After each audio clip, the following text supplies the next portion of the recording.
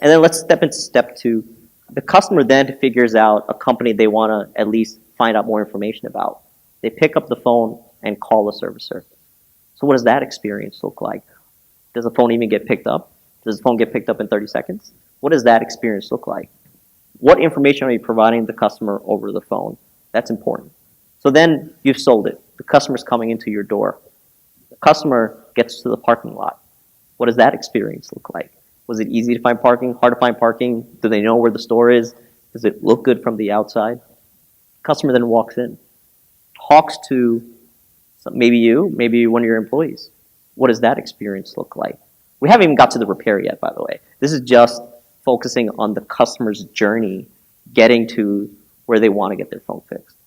Then they're given the price, they walk through the process, they give that phone to you.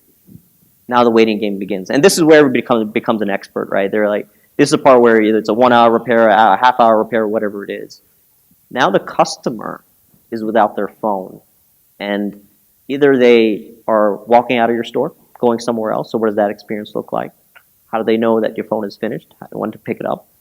They look about as nervous as this gentleman. Right. Right? And you're like, oh, what do I do? What do I do? Maybe they decide to use the restroom in your store. What does that experience look like? There is the customer experience is just not the repair. I would say the repair can be done by anybody. The actual experience, how well it's thought out, and how well you deep dive into designing that journey as an owner or as a franchisee, I think is beyond. It's simple in my opinion, but I think the amount of effort that needs to be put in sometimes is overlooked.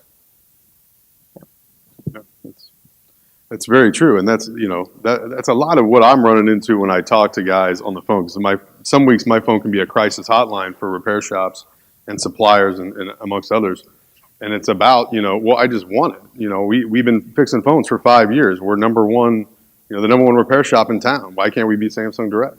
Yeah. But they don't realize that.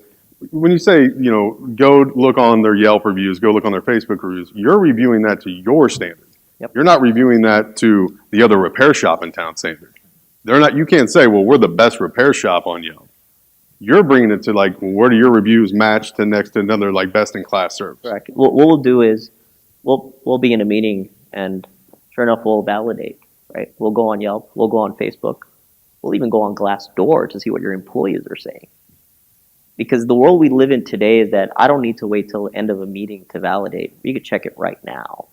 And that's the world we live in, right? Even our customers can check right now on how you're rated, how well you're doing before they go anywhere else. So the world we live in today is 100 miles per hour. Mm-hmm. Customers are moving 100 miles per hour. Mm-hmm. I think that's where we should all be moving, is 100 miles per hour. And I think to your point, good is a relative term. So when you're out in the marketplace talking to repair shops and owners and operators, they're saying, oh, we do a good job. Our customer experience is good. If you talk to anyone that's in this room and you ask what the culture is like in your business, we're all going to say, it's good, it's fantastic. But those are relative terms. And there's a standard that is starting to make its way in our industry where customer service is transforming from customer service to customer experience. And the standard is starting to rise. And that puts pressure on the bottom dwellers. That puts pressure on the ones that are in this just to take money out of the cash drawer every night. That puts pressure on those that are trying to game customers and to take advantage of customers that are not knowledgeable. All of a sudden, those guys, they're starting to see the excellence, the standards raised in the industry, and they're nervous, and they're the ones that are struggling. So good is a relative term. I think the term that we should be looking for is consistency.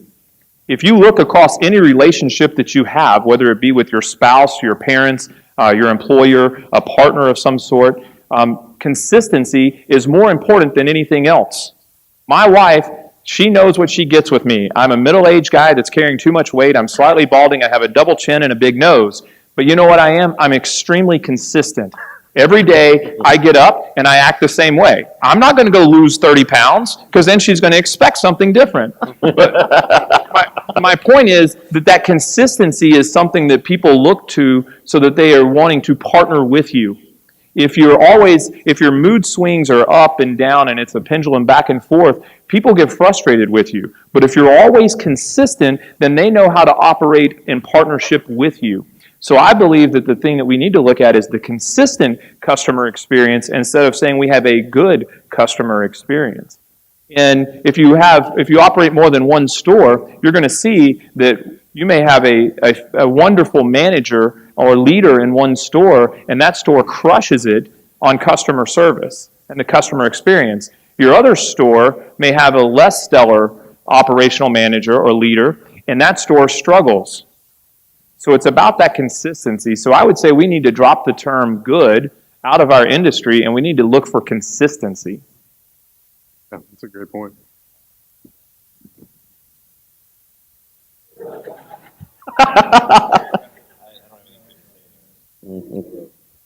This might be on purpose. So I can talk loud. I think I read a long time ago the reason that people like McDonald's is not because the food tastes great, but it's predictable results, which goes to consistency. So obviously, operational efficiencies is certainly a name of the game if you're looking to scale. I don't think anybody gets into business saying, I'm gonna have one store, right? The goal is to start with one, get to two, get to four, get to eight, and dominate the world. And the way you're able to do that is through systems and predictable results, which brings me to the really unique position that most of greater retail is very envious of today, and it puts you in a trusted advisor position, right? These consumers are at the time of need. You're the superhero, right? And you kind of get to have a really unique opportunity, especially in today's retail climate, and the tools are there to capitalize on having a very streamlined journey. Yeah, absolutely. No, I think these are all great examples, and you guys are seeing our industry for the first time really in the last year, Dan and Scott. It's great feedback. And Tate, like I said, he's been ignoring me for a couple years, trying to get him more interested in this industry and looking at, one of the things we talk about customer experience, so we're thinking about customer experience as it relates to today, but going back to knowing what your customer needs 6 months from now, knowing what your customer needs a year from now, this is the remote control to life, to go back to where we started this whole discussion today. This is not going to slow down. This is going to become more and more everything you're going to need for what you do in your day. To open your garage when you pull up in your driveway. For everything. Connected life. This industry literally will bridge the gap to connected life, and if you're all in it to win it, not to be cheesy, then you get to play. You get to play as we all progress to that next stage of connected living. Because it's all going to matter if this device is operable or not. Because it's probably going to get greater in software. I'm sorry I keep showing my iPhone. But you want me to hold? Yeah, that'd be better. Thank you so much. You're welcome. So this is going to continue to grow as the future of everything you do. And a lot of it's probably going to start to evolve into your own health. And so, if this thing is deciding your health, it gets even more important. How are you holding up, by the way? Speaking of health. You doing okay? You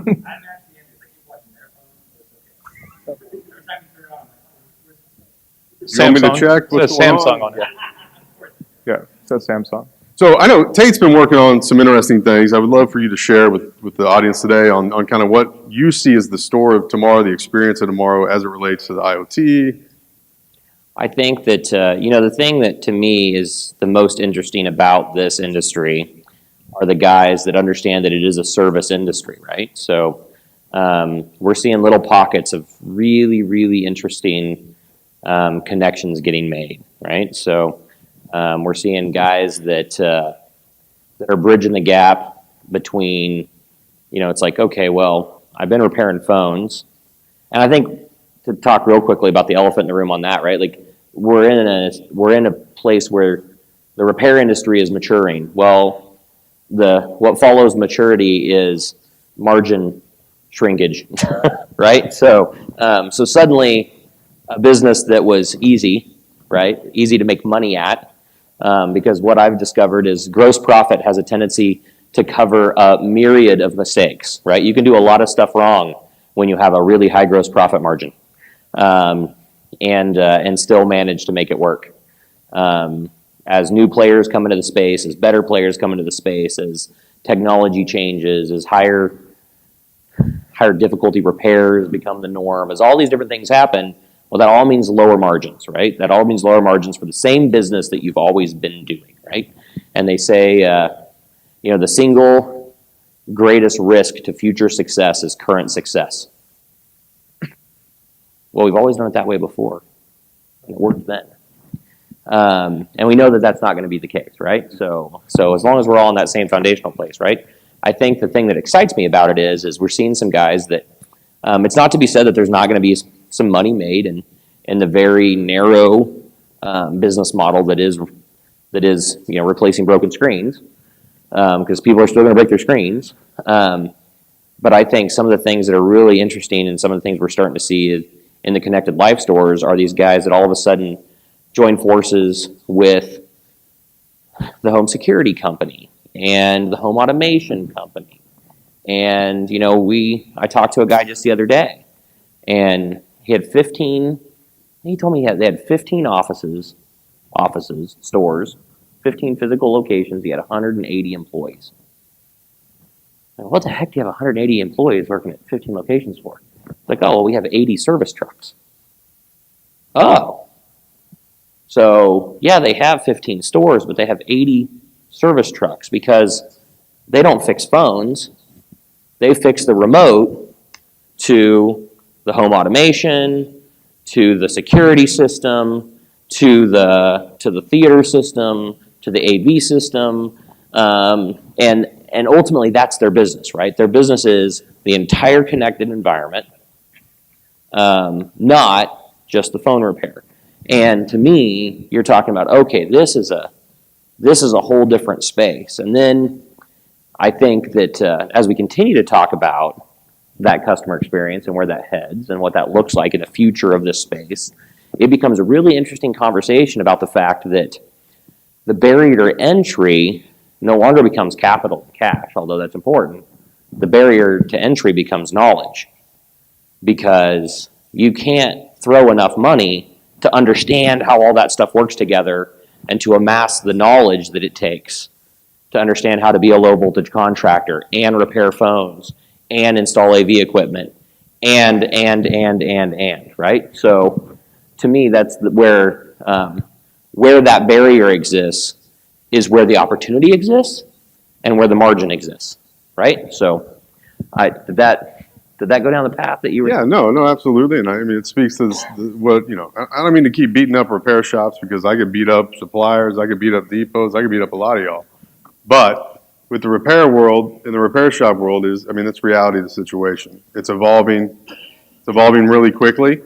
And if you want to compete on the level of someone that is going to come in and offer the whole package, then you have to either step up, invest in your own company, look for money to grow that brand, grow that business, expand, or, maybe your team should consider talking to Scott, because uBreaks down the path on a lot of that stuff. But, that's not the only option. Right. There's still plenty of markets out there to capture and dominate and grow. There's folks in this room, Christine, Casey. There's a lot of guys out here that own a very large market share in their area. So I think, but the big message that I want to deliver is just, it's the time is now, and really service is the final frontier. Because if you think about it, in a couple years, how are you going to get to touch the customer? What's your options at a retail level, at least, to get a walk-in customer? Is it going to be to buy a phone? Is it going to get cell service? I'm not sure. Things are evolving very quickly. Amazon's growing. I know Amazon's here. I don't know if anybody's in the room. They're listening. I know FedEx is here. UPS is here. I mean, everything's going on demand. So if you're not thinking about how you're going to continue to get that customer in your store, that's a big deal. But a lot of you have already at the advantage of, well, they're coming to get their phone fixed. And so now let's flip it around. Now we got them in the door. And how are we going to, introduce them, expose them, bring a customer experience to the table that educates them about connected life, educates them about augmented reality, because you have that customer walking in still. A lot of retailers in 2 years aren't going to have that customer walking in still. They can sit at home and just dial it up and have it delivered to them. But the only thing, we talk about how amazing this Samsung device is, the only thing it can't do is fix itself, right? Correct. Correct.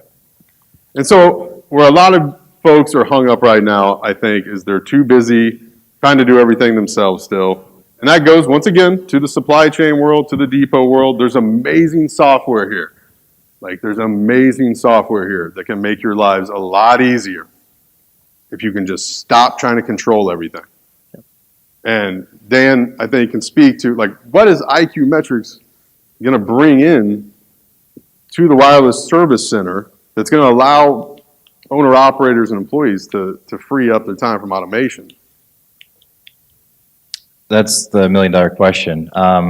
For those, I made reference to a presentation in the previous hour. If you didn't get to be a part of that, swing by our booth in the North Hall, 676, and we'll get you a copy of it. But Stacy really highlighted a lot of those operational efficiencies, and it's tracking down to the, to the rep level, essentially. And not forecasting on days on the calendar, but forecasting to hours worked, forecasting to different levels of certification, incorporating training.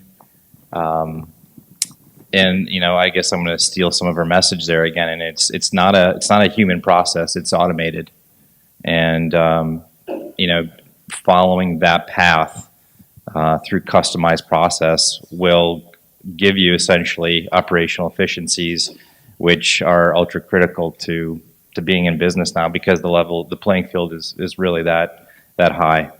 Yeah, and I think what's impressed me about iQmetrix, once again, I don't come from the wireless world. I've been really aware. I actually met Dan outside a CCA a little over a year ago, just randomly outside of a hotel a year and a half ago. Just started kind of chatting about repair, just like a lot of these guys.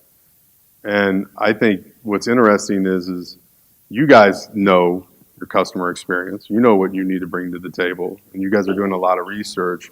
And I think the most impressive part is support. Yeah, so everything being in the experience deliverable, we tend to overuse, marketing terms like omni-channel and journey. But the reality is these things are real, and there is data-driven science behind why the flow is the flow. Mm-hmm. This is reminiscent. So I've been in wireless for the better part of 2 decades now, in multiple layers of the ecosystem: carrier, like I said, insurance, software, consultant, and it's just really reminiscent of the late 90s. What's happening? There's just a magical opportunity right now. There's going to be some shakeout, and then it's going to be off to the races. And I guess you don't too often hear, and the carriers are really challenged with how to make that experience of the activation piece really special and meaningful. But it's a really hard nut to crack. The reality is people are now bound to thousands of dollars for a service, and that's not necessarily a good feeling. When I'm in a time of need and I come to someone that I trust, that tends to be a real opportunity to make somebody feel good about shelling out $100 for sub-hour service to get back to my connected life. And so certainly we've got a lot of experience on the wireless side, but there are some uniquenesses and opportunities to tweak that journey go forward, and we're excited to partner and work with you guys on that. Well, we could probably do this thing for about 3 hours, but we're getting really short on time. And once again, like I said, I want to make sure you guys leave here today feeling like you got some value. It's very important to me. And if not, you could lie to me, tell me it was great, make me feel special about myself. But I would like to open it up, if you guys are okay, unless you have anything you definitely want to drive home. I just want to say one thing. Please. So one of the things that I think is overlooked quite often is look at all the different experiences you have with service, whether it's repair or not. And one of the things we drive home big time is memorable service. So what that means is that you may go to a restaurant, you may get your car fixed, you may get your phone fixed. You may think you had a good experience because everything went the way you expected. But do you remember the person that helped you? Do you remember their name? Do you remember that information? Because a week later, if you don't, it wasn't a memorable experience. And that's important because a point of entry with this business right now is systems and parts and knowing your business and running it. I think that presentation earlier was great, by the way. But the ongoing level of where you need to be successful and profitable is going to be how well you train your employees for soft skills and memorable experience. Technical skills are easy to learn, but soft skills will be the most biggest thing that drive success between where you are versus where you want to be.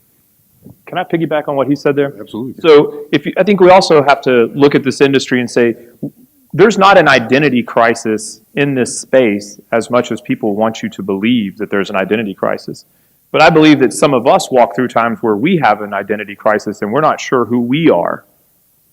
And I would just encourage all of us in the room to look in the mirror and decide, who are you? What is your core competency? What is your culture like? And what is your character like? And if you look at those things, then I think you can start deciding what your path is going to be as you go forward. And I believe the number one thing, and Mike touched on it, is relationships. If we're not taking care of the relationships, then we're going to end up squandering an opportunity with a customer experience or a customer journey. And sometimes we as business operators, we look at the customer as a transactional relationship, and we should look at it as a lifetime relationship. They're coming to us in a time of need, and we have to determine if we're going to be selfish or selfless. And how are we going to interact with that customer? Are we going to try to take advantage of them, or are we going to try to service them and help them in their time of need and do what's a win-win for them and for us? And I believe sometimes we're short-sighted